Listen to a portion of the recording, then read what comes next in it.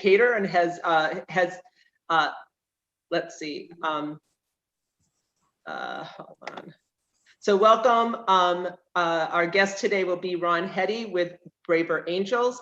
Our chair, Leslie Kirby, is not able to join us today. And so I am Deborah Olashansky, the Community Relations Director of the Jewish Federation and Jewish Foundation of Nashville and Middle Tennessee. And we thank you all for joining us. Ron is a longtime educator. He has educated in a variety of different settings. Perhaps most importantly here locally, he was instrumental in getting the Jewish middle school going and continues to help with that school and along with a lot of other organizations that he serves. He is here today in his capacity as co-Tennessee chair for Braver Angels. And with that, I believe that's correct. Are you co-chair with your wife? I'll let you take that from there, Ron. So Ron Heady with Braver Angels, thank you for being with us. Hello, everybody. Thank you for having me today. And I will correct Deborah. No, I am not the co-chair for the state of Tennessee. I am a moderator with Braver Angels, among other things. I've worked with the organizers in a number of different capacities. But let me share my screen and we will get started on what we're going to do today. So this is the name of the organization, Braver Angels. Some of you may, in fact, have heard about Better Angels a little bit earlier on, but we're going to get to why you may have heard about that discrepancy. So I want to thank you again for inviting me to join you today to introduce you to this nationwide nonprofit citizens group that we now call Braver Angels.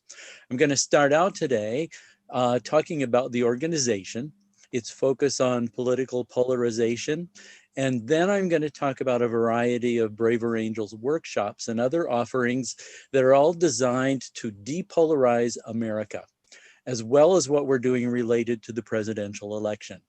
Our goals today are really pretty clear. You're going to have lunch and enjoy your repast while I share some information with you. And at the end of the time, we'll check and make sure that we've accomplished our goals. That is, we'll just check in to see, did you actually have lunch and learn something along the way? So with that, it's kind of duh for me to even observe that America today has become incredibly polarized. And I think that this picture of these magnets that are all together around a single pole sort of represents our country. There they are in a single place, but they're kept apart by an invisible force, a force we can't see, but the effects of which are clearly visible. Likewise, we are all here in our country, but in many ways, we too are kept apart by a variety of forces, some that are seen and others that are unseen. And the separation in our country, this polarization, is not new. It's disturbing and it's unsettling, but the roots of polarization are very deep and they go further back than sometimes we want to acknowledge these days. Because this polarized state is not new, but rather one that's a part of our nation's history. It's complex and multifaceted and not at all easy to tease out. And we're actually more concerned today with ameliorating the effects of that polarization, with depolarizing, as it were, rather than just digging down to unearth those roots. So let's take a minute and look at two different ways of viewing this polarization, that is, looking at a couple of the different effects. So some people were asked this question: would you agree with the statement, I would be disappointed or upset or concerned if one of my children wanted to marry someone of the opposing political party? So this question isn't a new one, but we're probably more familiar with, after the if, phrases like if my child wanted to marry outside the religion, or someone of a different nationality, or someone of a different race. But look what has happened with this particular question over the last 60 years. In 1960, it was not much of a concern at all, but by 2014, the time of this particular 2016, the time of this particular survey, the almost 50% of the people in the survey said that they would in fact be very upset if their child came to them with this proposal. And here's a different way of looking at it. So that the growing animosity across party lines, the share of Democrats who have very unfavorable opinions of the Republican Party has jumped from 16 to 38% between 1994 and 2014. And likewise, the share of Republicans with very negative opinions of the Democratic Party also have more than doubled from 17 to 43%. This is called affective polarization, a rise in mutual dislike. So one of the ways that has become increasingly more familiar to talk about this kind of divide, this kind of separation, is to talk about the reds and the blues. Reds meaning those who identify as Republican or more conservative leaning, and the blues identified as Democrats are those who are more liberal or more progressive. As a matter of fact, these political parties have become one more modern equivalent tribes, joining sports teams, religious affiliations, and racial identities as manifestations of our seemingly never satisfied desire to be able to point to the other. After the last election, the need for reds and blues to in some way come back together was obvious, and a small group of planners and thinkers focused their beginning efforts in that direction. That is, considering this adversarial relationship between reds and blues as the simplest way to address the situation after the 2016 election tension. As we've moved forward, the polarization is still there and in some ways growing worse. But our efforts as an organization have expanded to include addressing these divides from multiple perspectives. Just as we've tried to identify the multiple forces that are keeping us apart, we've tried to identify ways in which we can address people and bring them together to find some common ground. So, as a result, after that 2016 election, a response to that was what we're going to learn a little bit about. In 2016, Better Angels was born. We're going to watch a video right now. I'm going to stop sharing my screen and we're going to watch the video for a minute, but notice that my screen today is, why can't I stop sharing my screen? Have I stopped sharing my screen? No, it's still there. Okay, I've lost my control. There we go. Thank you. My background today is the Tennessee State Museum, the new museum down on Jefferson Street. And much of what you're going to see in this video was actually filmed at the Tennessee State Museum.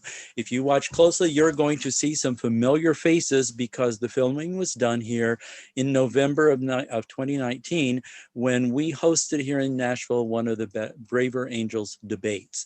So with that, sit back and learn a little bit about the background and the current status of our organization, Braver Angels. Take it away, Michal. Has always been a passionate subject, and we've always had deep political disagreements. That's the way it's supposed to be. But we've gotten to the point where people can't even talk to one another. Americans no longer see their political opponents as simply wrong or misguided. They see them as bad people whose ways of thinking are dangerous and incomprehensible. They see them as enemies. This level of rancor and mistrust threatens our democracy, and it makes it harder for us to move forward as a nation, regardless of who the president is. The fact that we live in what feels like, some people call it a cold civil war, that takes a toll on all of us. We've been excommunicated from a lot of our friends in the last couple of years, and it makes me sad. this is one organization that's doing a lot to kind of overcome that and get people back to where we were, which is neighbors, friends, communities. Better Angels was born in response to the crisis of polarization. We are truly bipartisan. From our staff to our funding to our board of directors, we're evenly split, half conservative, half liberal. Everything we do comes from the bottom up. We're an almost entirely volunteer-led operation. We wanted to see, could we get together a group of folks who'd voted for Trump and a group of folks who'd voted for Clinton and get them in a room together to see how can we bring people together to not get them to agree or to come to the middle, but to maybe change how they think about one another. You know, it's funny. I think a lot of people would look at 2020 and argue that this is the least hospitable time for the work that we're doing, because we know that our politics has a tendency to bring out the worst in us. But it also is an extraordinary opportunity, because this deeper project of civic renewal, of healing the relationships that exist between the American people across the cultural and political divides, the importance of this project is going to become clearer and clearer to people over the course of this election. A lot of people are going to have to let off steam. I really believe that it's better to do it in a productive way, where they see each other as fellow human beings. It inspires me every Better Angels debate I take part in. When you're there in person and you have to face the person you're talking to, we remember suddenly the rules of civil discourse and kind of how we should act in society. It's something that really distinguishes this form of conversation and debate. It's all well and good to talk about civility and being nice to people, but the missing ingredient is courage. In 2020, we also need courage. The courage that it takes to have a difficult conversation, to put yourself out there. What we've been saying is that this year, it's not enough to call in our better angels. We have to call in our braver angels.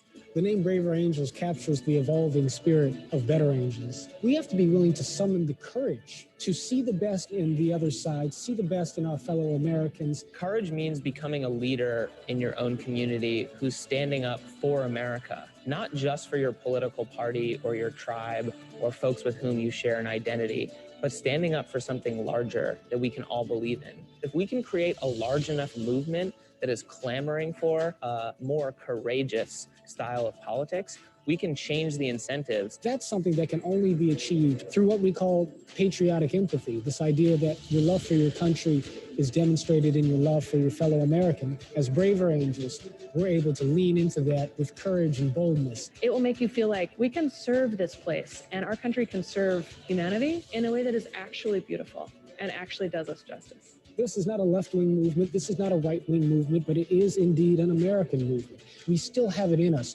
to be champions for what is right and what is graceful and what is decent here in the United States.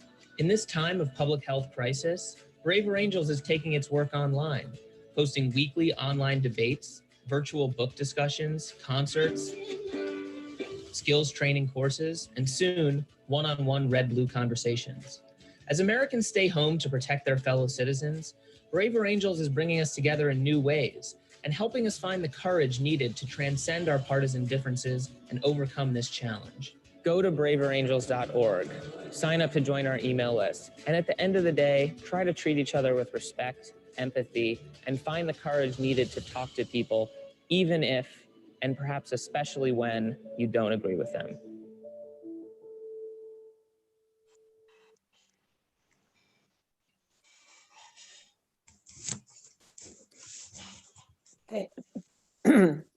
Thank you, Ron. Do you have more before I ask questions, or can I start Yes. asking? Okay, go right ahead. Oh, do I have more? Okay. Deborah, I'm barely started. Keep going. So did you see anybody in that video that you recognized? I think there's one person who's here on the call today whose back of whose head I saw. I think you're right about that, Ron. I'm pretty sure we had a Moshe Worthen sighting in the video. I think so. So as you heard in the video, the mission of Better Angels is to, first of all, depolarize America, and second, to build a house divided. That's not right. Can't get my notes in place. Yes, to build a house united. And both of these phrases are, of course, drawn from Abraham Lincoln. The part about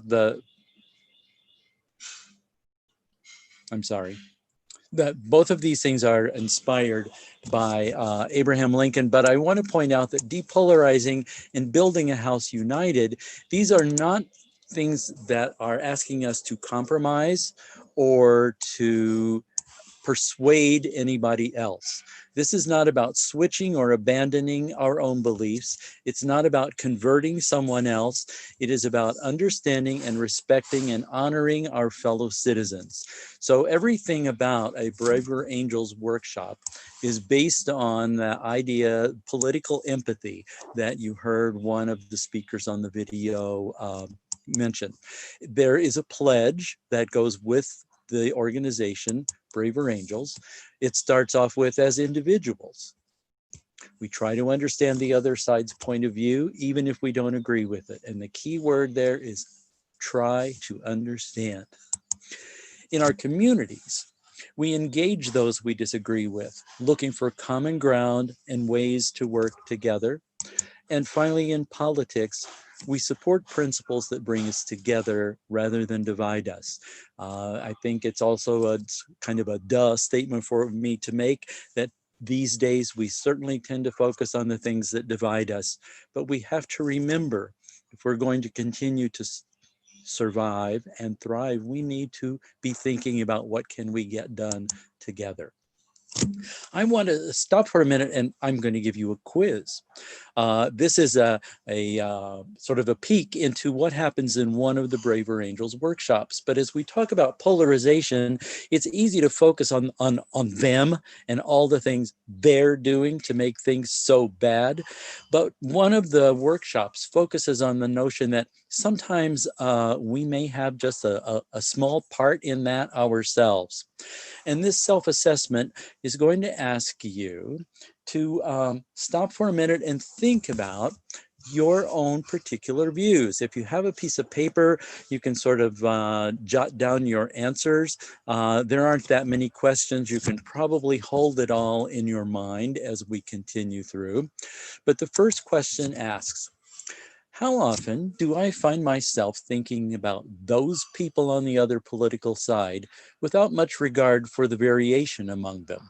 Usually we're aware of great variation among our own group, but they are just all one big glom. So how often do you find yourself thinking about them without any variation? And your answer choices are often, sometimes, or never. The next question. How often do I find myself assigning mainly self-serving or negative motives to the other group and mainly positive motives to my group? Again, often, sometimes, or never. How often do I find myself focusing on the most extreme or outrageous ideas and people on the other side, thereby making it hard to see how a reasonable person could remain in that group? You got it. Often, sometimes, or never. And there are two more questions like that one.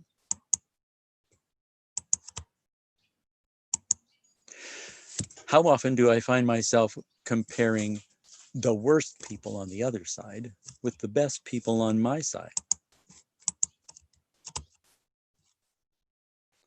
And the last of these questions, how often do I feel a rush of pleasure with friends when we ridicule those crazies on the other political side? You can guess what your answer choices are. And the last question is a little bit different. Which of the following is closest to my overall emotional attitude towards the majority of people who support the other side?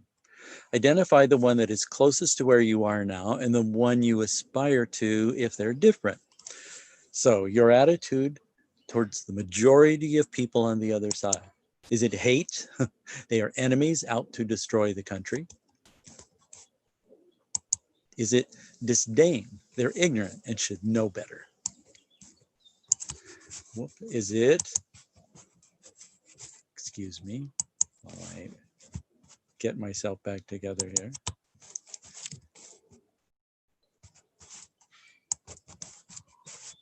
Is it disdain? We did that one. Is it pity? They are well-meaning but duped. Is it basic respect? they make contributions every now and then, even if they are mostly off base? Or is it respect and appreciation?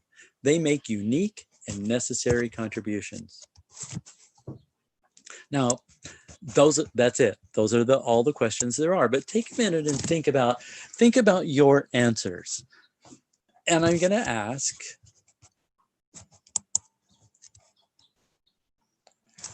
what did you learn about yourself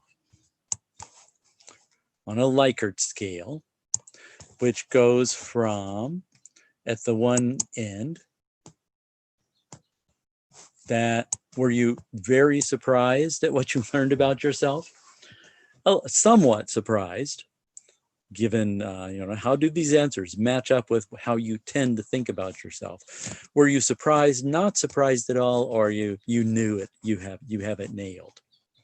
So what I'd like is to ask, who is willing to just share a little bit about what you learned about yourself in this little self-assessment? And all you have to do is you can just wave your hand or unmute yourself and just give us a comment.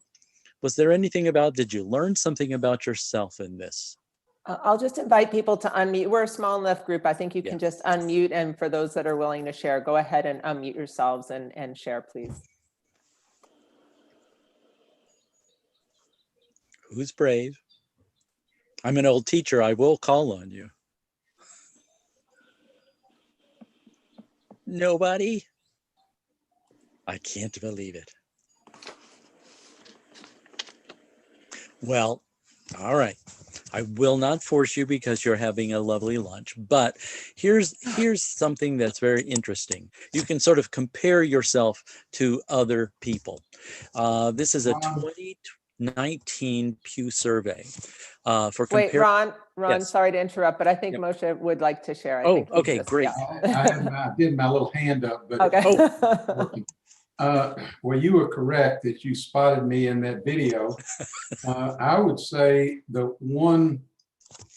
my reaction is that having participated in Better Angels activities and being a member now for, I don't know, a year, my reaction is I'm disappointed that I'm not more understanding of those who think differently. I would have thought, having been through those sessions, that I would have come around.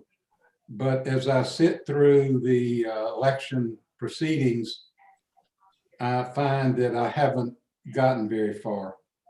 So I guess the only thing I can say is it's going to take a lot of work. I think that is clearly a lesson from all of this, that it is taking a lot of work. But Moshe, you are not the only one with a lot of work to do.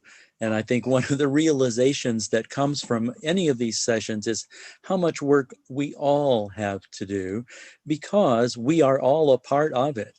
And it's going to take, it almost reminds us of that old saying, it takes a community. And we need to restore that sense. Somebody else want to confess, be a witness? Sure. I tell you, Ron, I looked at it as being part of the same group, but my difficulty is within my group. So I wasn't necessarily challenging the other side, being the other side, whether you're a Democrat or Republican, but I was challenging the other side, as we'll say, if I was a Democrat or a Republican, in this case, I was viewing it as a Democrat, how do I feel about the other side of that same rubber ball, Yes. which is the extreme of the group that I'm already in, as opposed to the other group itself. And that is exactly what this workshop that I've taken this little exercise from is all about. We have to start, first of all, inside ourselves, but the next step really is inside our own bubble, our own group, in order to sort of dampen or bring down the temperature of some of these discussions. So thank you, Stephen, for sharing that. Anybody else willing to step out? Well, if not, here's the comparison that people who identified as themselves as either Republican or Democrat were asked how they viewed people of the other political party. And they were given choices. For example, Republicans were asked, do you think that Democrats are open-minded, closed-minded, or do they think pretty much the same way as you? And this set of questions, and here are the results. That 64% of the Republicans who were asked viewed Democrats as close-minded. But if we move down here, 75% of the Democrats who were asked said that they viewed Republicans as closed-minded people. And there's an interesting sort of variety in the order of the other kinds of qualities that were investigated. But some of you, I think, have already been to one of our red blue workshops. And if you have, you will recognize these terms, because that is a part of one of the conversations that occurs in that particular workshop. So if you found yourself thinking somewhere along these lines, somewhere on this spectrum, you are not alone by any means.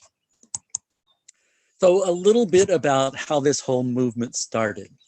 The work began with what the founders called a red blue workshop, and it started in Lebanon, Ohio.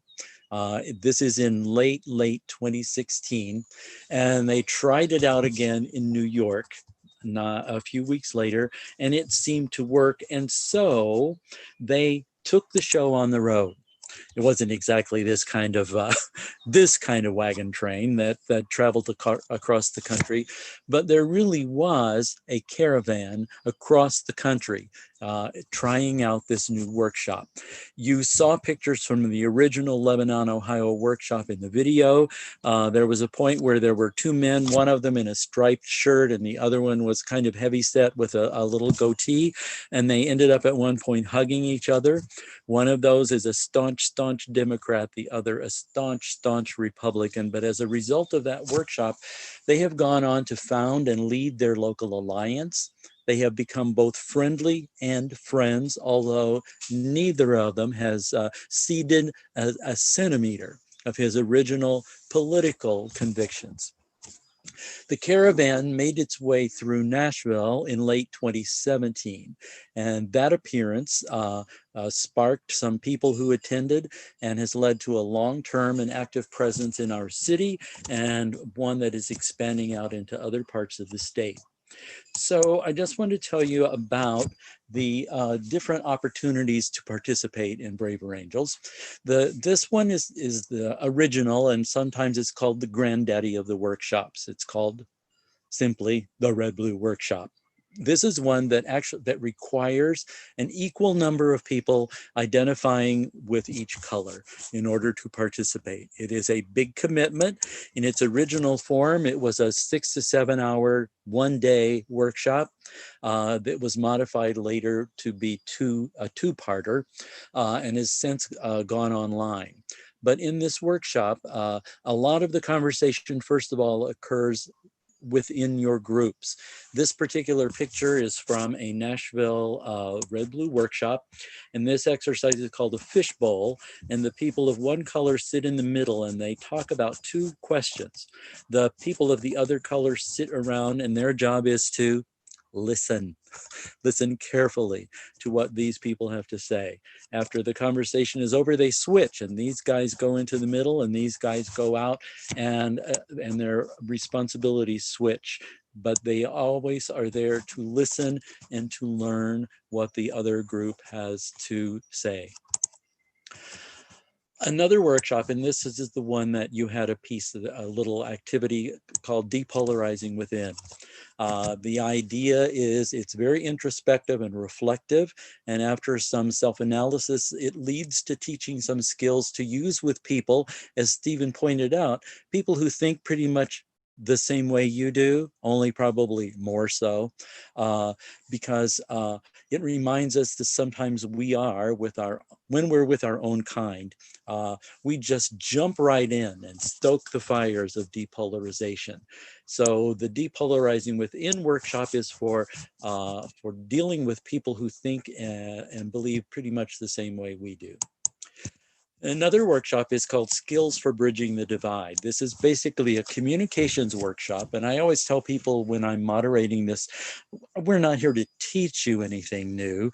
We're here to remind ourselves of some very effective speaking and listening skills, so that regardless of whether we are talking with people of our own kind or those who think differently, we can at least reach some level of civil conversation.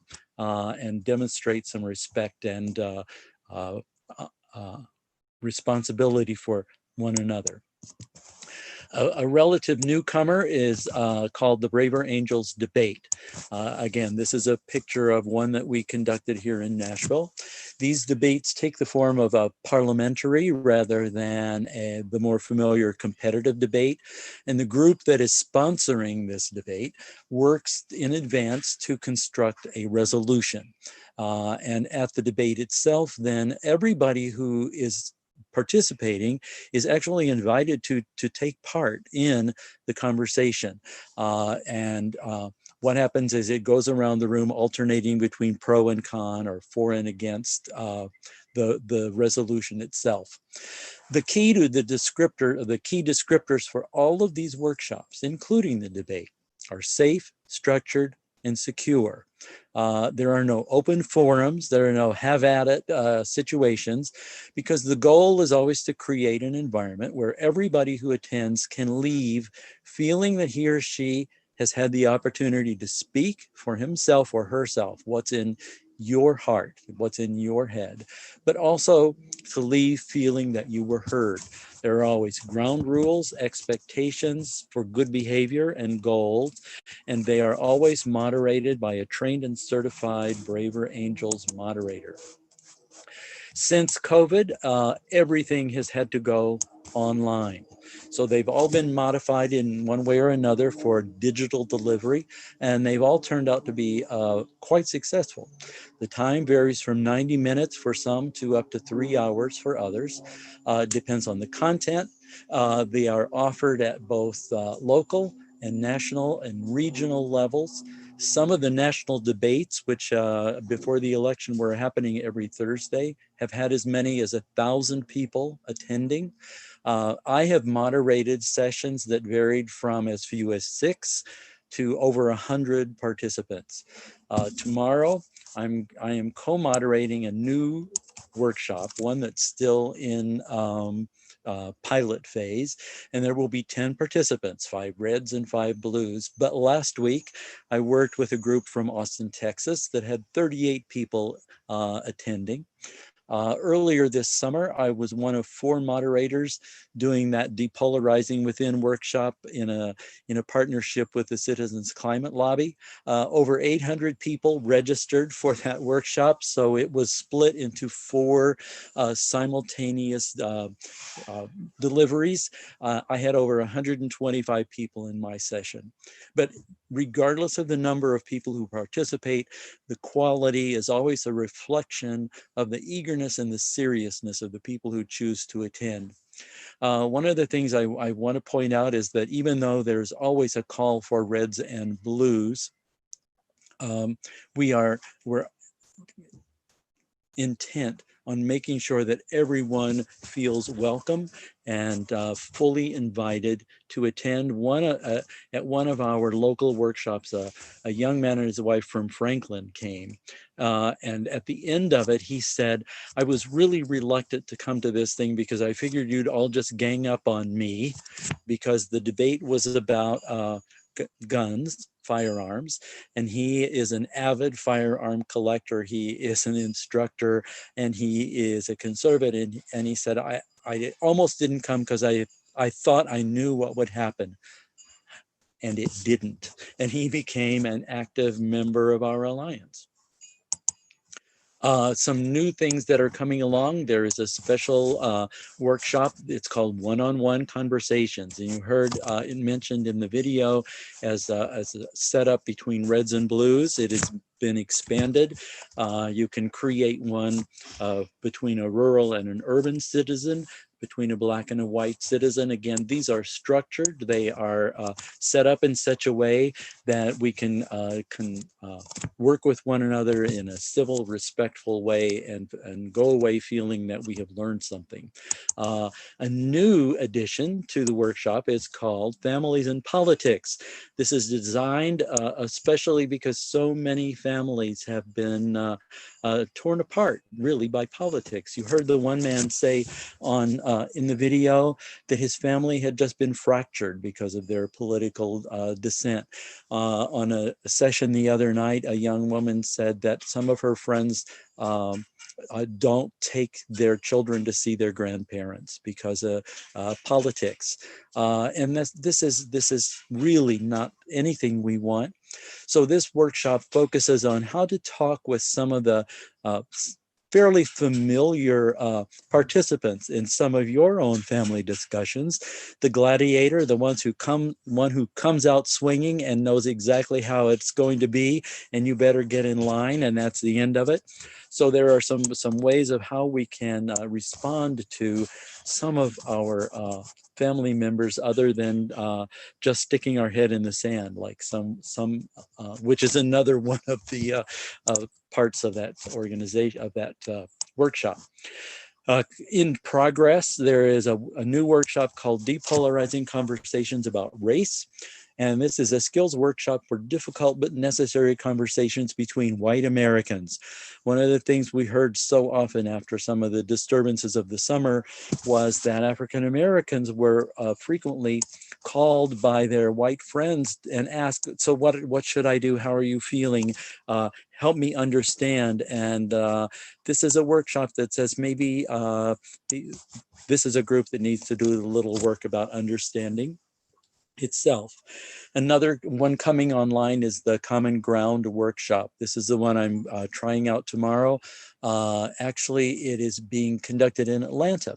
So it's an extended analysis of a single topic. Tomorrow, the topic is going to be addressing climate change. 5 reds and 5 blues are going to spend about 3 hours together working through their values, their concerns, and some policies they have in mind to see if they can come up with some common ground on this particular issue. It's been piloted a couple of times before. One of the topics was abortion. That was a lively one, as you can imagine. Another one was about the Supreme Court. Let's see what we have as the foundation of our work is at the local level, and that is a Braver Angels Alliance. So our Nashville Alliance has been working for well over 2 years. And like all Braver Angels groups, it has red and blue co-chairs that reflect the commitment made at the national, regional, and state levels, always to have balanced representation in the leadership. You heard that mentioned in the video. At the national level, the leaders are David Blankenhorn, who is president of the Institute for American Values in New York City. He is the red. Bill Doherty is a professor in the Department of Family and Social Science at the University of Minnesota. He is a marriage counselor, and he's the blue co-founder. In Tennessee, the real co-chairs are Lynn Heady and Eric Buchanan, who is an attorney in Chattanooga. And in Nashville, our alliance, we have Susan Nance, Cindy Lee, and Josh Miller as our co-chairs, always representing red and blue. Before the COVID shutdown, our alliance had conducted debates. You saw pictures of that. We had also done Depolarizing Within, we'd done Red Blue, and we'd done skills workshops.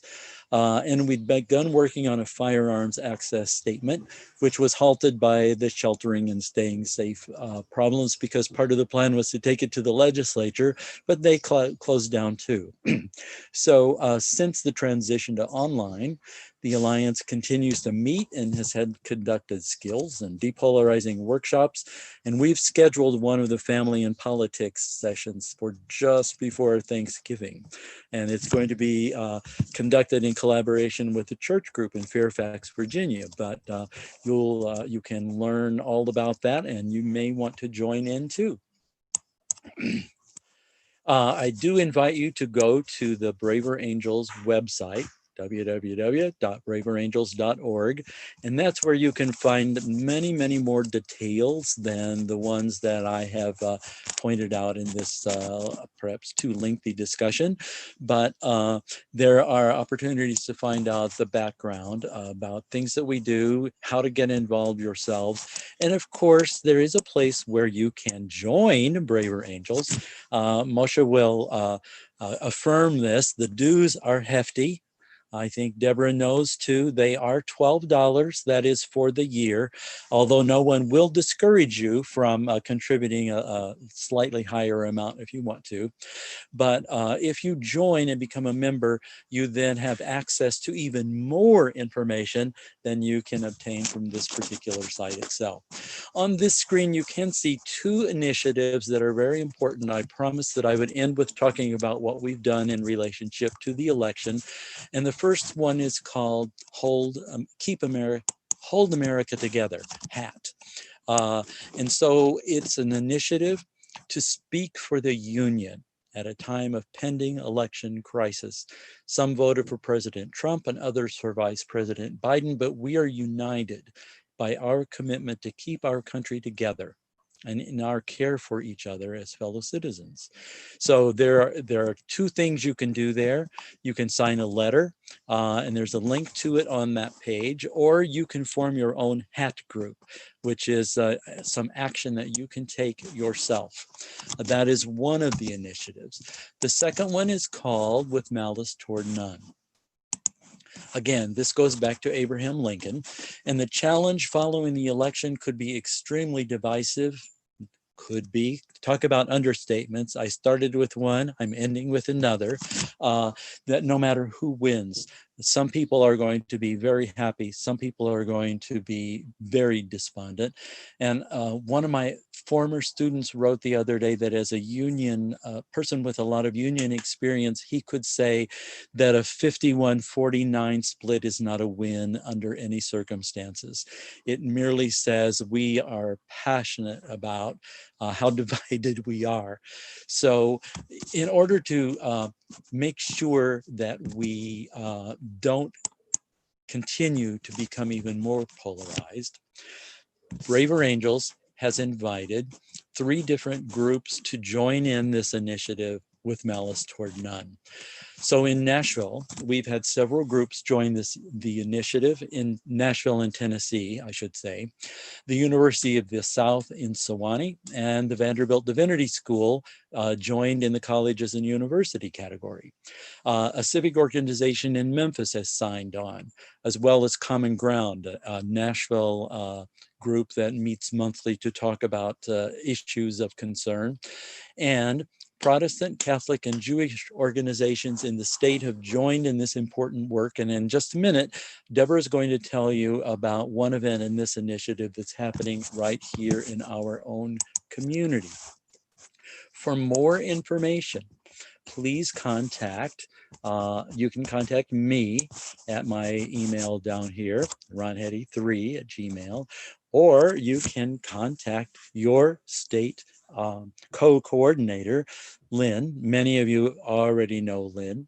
In addition to being the state co-coordinator, she is also co-director of field operations for Braver Angels. That is the work that happens at the alliance level and within the state. So I thank you very much for your attention, for your concern.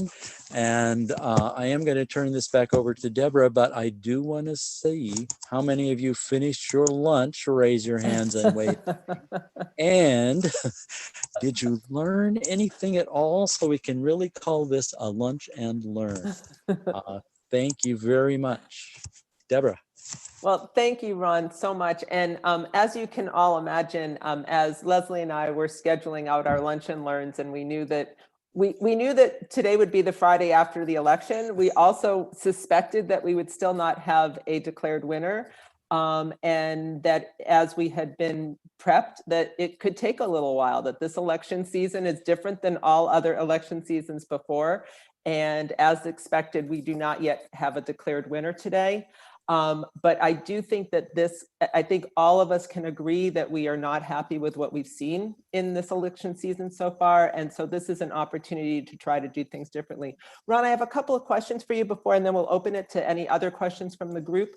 How has, obviously Braver Angels has grown and adapted over the years that it was begun in 2016. Has it become easier or harder to get people to engage in this work since 2016? It has become easier in some senses. And surprisingly, even since in the week before and the week after the election, interest seems to be just burgeoning. There was an event the other night on election night. There was there were sort of alternating segments all night long from 7 till 1, I think. One group was religious leaders from around the country doing a 10 to 15 minute reflection, and the other was a secular reflection. And the numbers attending it were incredible. The next night was called The Night After. It was sort of an open forum spotlighting pairs of reds and blues who have worked together in this Braver Angels work. There were over 1,000 people who logged in to watch and listen to that. Every day there are more calls for workshops and interest, people joining. Lynn said that last week there were 1,500 people who joined the organization. Wow. In that 1 week. What we have still some challenges with, two of them. One, it has always been difficult to entice, to persuade, to nudge conservatives to join in these kinds of conversations. Partly because, as the young man from Franklin said, he thought he was going to be jumped. And that is never the case at a Braver Angels workshop. The other thing that's happening is that people are less and less willing to identify as red or blue. They want to be purple. Braver Angels has decided to use the term other rather than purple. But part of the divisiveness seems to be that there are so many things that pull on people that they aren't comfortable being one or the other anymore either.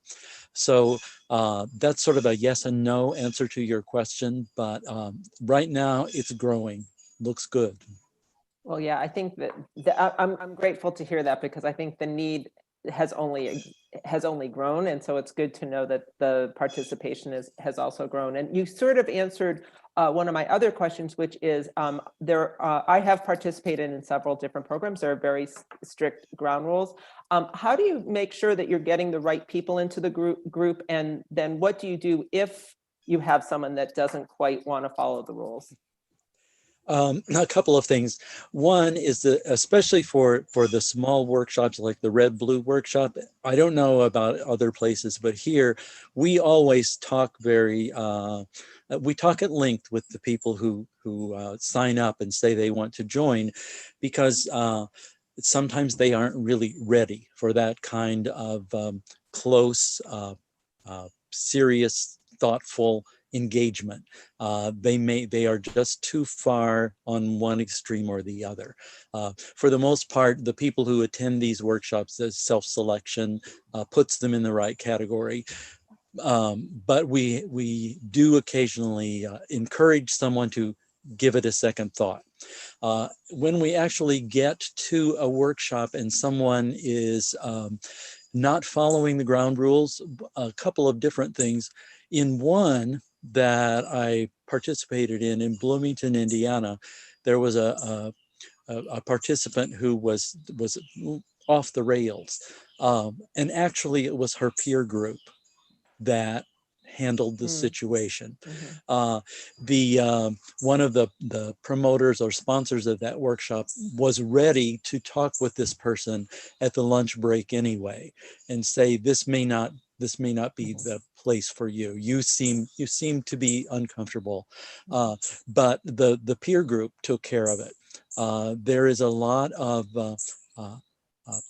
good intention that comes to these workshops. And for the most part, we at least have been incredibly fortunate and haven't had any unpleasant experiences. One of the online ones not too long ago, one participant started off, she was very adversarial. By the end of the session, had done, I won't say a 180, but had certainly moved around in her attitude and herself, and that was part of her checkout. I'm sorry I was such a bitch at the beginning. It's basically what she said, and apologize to people. So there are a variety of ways that that happens. Thank you. Okay, we have and I'll invite people to either post your questions in the chat or unmute yourself and ask. But this Moshe one's in the seems to chat. have a question. Okay, so I'll ask Bonnie's and then we'll call on Moshe. Okay. Does Better Angels do workshops within a specific group or organization, i.e. the League of Women Voters groups? If so, could a greater online community also listen to the workshop? Yes, as a matter of fact, I am actually sitting on the porch in the office upstairs. Lynn is making a presentation to the League of Women Voters. We have done work with the Citizens Climate Lobby, with the Rotary Club, and the answer is yes. Just get in touch, and there's a way. Okay, thank you. So Moshe, if you want to unmute and ask your question or make your comment. I am unmuted, am I not? Okay, you are, yes. So Ron, I want to know if you do any counseling. I have a problem that I think others probably must have as well, and that is, I have a friend that lives in Israel. He's originally from America. He's very, very much of a red, and he started sending me emails with all of these, all this information that was way more than I wanted to read. And I didn't try to respond. You know, I'd write up one or two sentences, and then finally, it was very hard to read. And there's this whole body of information out there that says there is no such thing as climate change. And they go into, they'll tell you 100 years worth of temperatures and what happened in all over the world and why we don't have to worry. And whatever the subject is, they've got this whole shtick about why it's really not a problem or why it really is a problem. And I finally had to just ask him to quit sending it to me because it was too frustrating. I mean, I was deleting it, but you know, but I couldn't get him to stop. I mean, basically, and I don't want to block him, you know, so others must have that too. I mean, I didn't know there was such a world out there, frankly. Where they get this material is, I mean, you know, it's QAnon, all that stuff. And I don't know how to handle it. I don't know what to do with it. Well, in several of the workshops that are focusing on communication, one of the last step is always to disengage, and in a way that's the step you've taken. The message to him would sort of be, I'm not in a frame of mind right now where I can actually take this information in. So you just need to know, if you keep on sending it, I'm not going to be reading it right now. Maybe later on we'll be able to go into these topics, but I can't do it right now. Good. So, and that's all you can do. No, that's good. But I like that. you've taken responsibility for yourself, and that's the best we can do. You can be respectful and continue your friendship, but this topic is not one that we can talk about right now. Or in this case, it may be these 14 topics are not ones that we can talk about, but yeah. Okay, thank you. That might be something. Yeah, I think, Thank you. Moshe, I think many of us are facing similar. So yeah, sometimes it's really a question of figuring out a polite way to say thanks, but no thanks. Yeah. It can be very challenging. We have one more question, but before we do that, before people have to get off, I do want to announce, as Ron mentioned, locally through the Jewish community here, we will be participating in one of the With Malice Towards None initiatives this coming Sunday and next Sunday. It is jointly sponsored through the Temple, West End Synagogue, and Congregation Micah, as well as our JCRC. And so the first one is this coming Sunday at 3 p.m. from 3 to 4:30 p.m. And the next one will be Sunday, November the 15th from 3 to 4:30 p.m. So you can put my email in the chat. Or you can email Ron or Lynn directly, but it's still not too late to register both for this Sunday and for next Sunday. It is designed to build, but you also, if you can only do one or the other, that's okay too, if you'd like to participate in that. So I know we have one more question from Michal, if you'd like to ask your question. Yes, I'll do it short, and it's kind of, I think, related to what Moshe said, is that dialogue project has been known and used in the entire world for many years. And the way I think about why now is different from other times, it's exactly that the truth and the fact are not so obvious as they used to be. It used to be like, okay, we're fighting about a fact and we're fighting about what we feel about this fact or how we see it. And now when you don't even have the facts straight in the dialogue itself, I'm not talking like when you have those workshops. So if someone says something that's just not true, but she really believes in it, then what do you do? Well, again, there are, that's what the workshops are about. How do you respond to something like that? While still letting the person know you have heard what they said, but there are it is in the Depolarizing Within workshop, actually, that you learn the skills of pivoting and perspective. So you let the person know that you have heard what they've said, but there's a point at which you have a different perspective. And before you come right back with what your view of the truth is, you do give that person an opportunity to, as I just suggested to Moshe, you give that person an opportunity to say to you, I don't want to hear it. In which case, you know that the conversation is over. But you have made a slight pause in the course of the conversation to indicate that you have you're very aware of that. I can say, I know what you're telling me, Michal, and I will paraphrase some of what you said, but I've been learning some other kinds of things other ways of looking at it, period. So then that gives you the opportunity to say, oh yeah, really? Or to say, well, good for you, Ron, but keep it to yourself.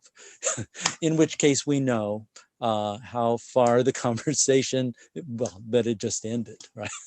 So that is dealt with. Those kinds of things are dealt with in 2 or 3 different workshops, approaching it from different perspectives, because we hope that the conversation will continue with each of us having the opportunity to say what is on our mind and in our hearts.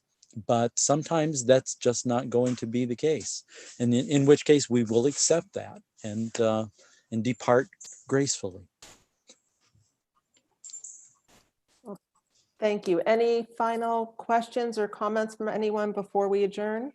Sure. Well, Ron, I let me ask you, because I have great affinity for Braver Angels. I myself am a member, but it sounds like you know, either whether you or some other people saying that there's got to be a winner or loser, where why can't there be just a respect? If someone is, for example, we'll say pro-life, I don't want to persuade him to be pro-choice, nor do I want to hear him tell me for 30 minutes why he is pro-life.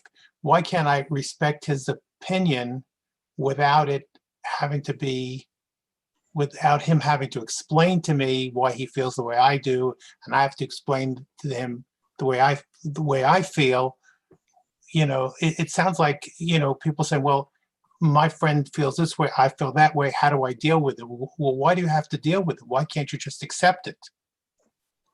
And that is yet another one of the strategies. Yeah, we don't always have to know why. We can just honor and affirm that we have different points of view, especially on things like that.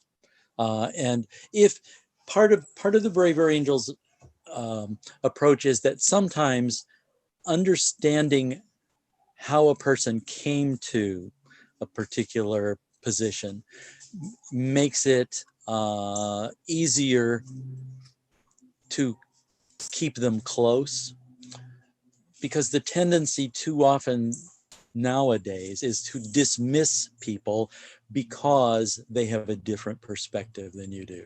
In your case, you sound like you are very willing to accept other people's deeply held convictions. And that's where we all want to end up. But some people need a little more,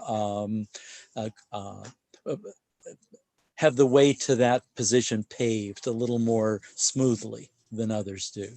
And so in Braver Angels, one of the techniques is to ask for a story, because stories humanize us and make us more able to relate to one another, so that even though we end up in very different places, we still recognize that we are living, honored human beings who stand there still erect and full of belief. Does that make any sense? Yeah, I think in the end, this is challenging work. It's a challenging time, challenging work. I think, as it was said in the video, part of why it is even more challenging is that we've gone beyond just having a difference of opinion and gone to a place where each side is demonizing the other, and it makes it even that much harder then to begin to have these conversations. We do hope, and as I said, I've had the opportunity to participate. I think Braver Angels is a great step in that direction. I encourage many of you to join us either this Sunday or next Sunday or both, to stay involved in this work, because it will be critical. Regardless of how this election turns out, there will be a lot of very deep and important and complicated work to be done. Regardless who ends up getting the presidency, the work will continue, and there will be very difficult and important work that we need to do together as a nation. So I hope that all of you will be participating in the work.